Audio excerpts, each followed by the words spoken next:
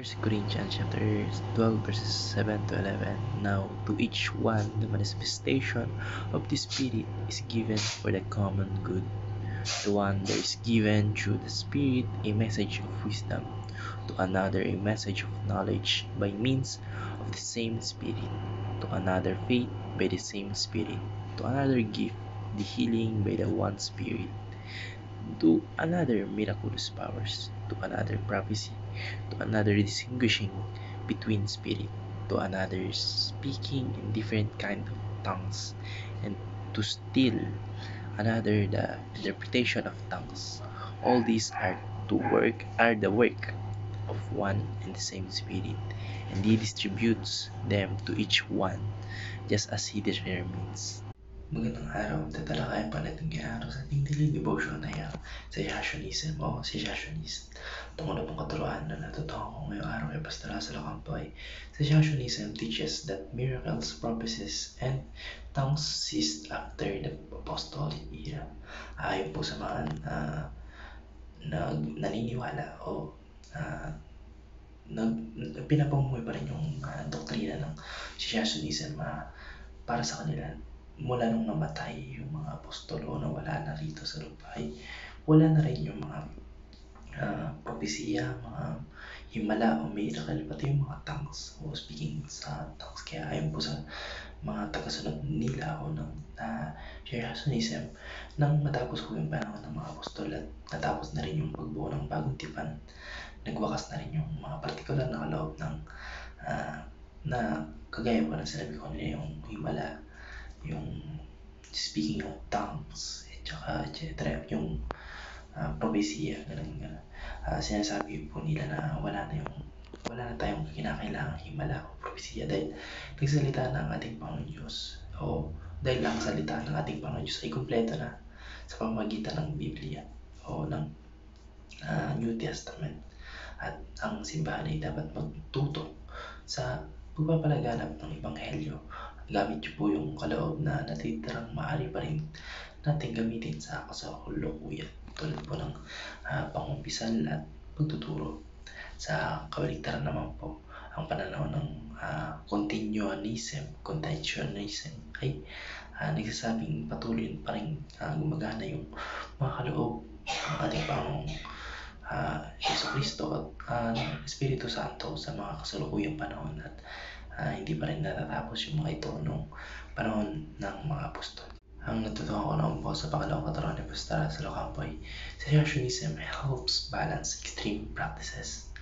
Ang pananaw po ng Cessationism ay nagbibigay ng pag-iingat laban sa mga labis o sobrang pagsasabuhay ng mga kaloob ng Espiritu Santo, tulad po ng himala, propesya, at pagsasalita sa mga wika o yung tongues, speaking tongues. Ang Cessationism po ay tumututok sa mga pag-iwas sa ganitong mga labis na gawain at tinutulungan yung mga simbahan na magkaroon ng tamang balanse na binibigyan yung diin yung kalagahan ng mga pangunahing kaloob, tulad po ng pagtuturo ng salita ng ating Panginoon Diyos at pagpapalaganap ng Ebanghelyo. Sa ganitong paraan po, ang Cessationism ay nagbibigay ng pagkontrol sa paggamit ng mga kaloob ng Espiritu Santo at tinitiyak po na ang mga ito ay ginagamit sa tamang konteksto at hindi nagiging sanhi ng kalituhan o labis na pagtuon sa karanasang mistiko, yung parang nagdudulot sa atin ng tawag dito confused, nako-confused kaya natutunan na yung mga bagay na o yung mga inisip natin doon sa himala, sa mga ganun-ganun, kaysa sa pagsunod sa utos ng ating Panginoon Diyos. Ang natutuhan ko naman po sa pangatlong katuruan ni Pastor Russell Ocampo ay Cessationism itself can be an extreme belief. Ang pananaw po ng Cessationism ay bagamat may layuning magbigay ng tamang balanse, ay maaari ring magbigay ng labis o matinding pananaw kapag ito ay pinahayag ng sobra. Ang Cessationism po ay nagtuturo na ang mga kaloob sa Espiritu Santo, tulad po ng himala, propesya, at pagsasalita sa mga wika ay tumigil matapos na yung panahon ng mga apostol. Kagaya nga pala sinabi ko kanina, after ng pagkamatay ng lahat ng apostol, naniniwala yung mga Cessationist na wala na, hindi na nag-i-exist yung mga prophecy, yung vision, yung speaking of tongues, tsaka etc. Pero kung ang pananaw po na ito ay pinipilit na ang mga kaloob ng Espiritu ay ganap na hindi na ginagamit o hindi na umiiral sa kasalukuyan, ito po ay maaaring maging isang matinding pananaw sa o nakapagpatulot ng pagbabawas o nagtatakwil sa mga makabagong karanasan ng mga mananampalataya. Kasi nga po, iba-ibang way yung pagpaparamdam sa atin ng ating Panginoon Diyos. So, pagtulong niya sa atin, maaaring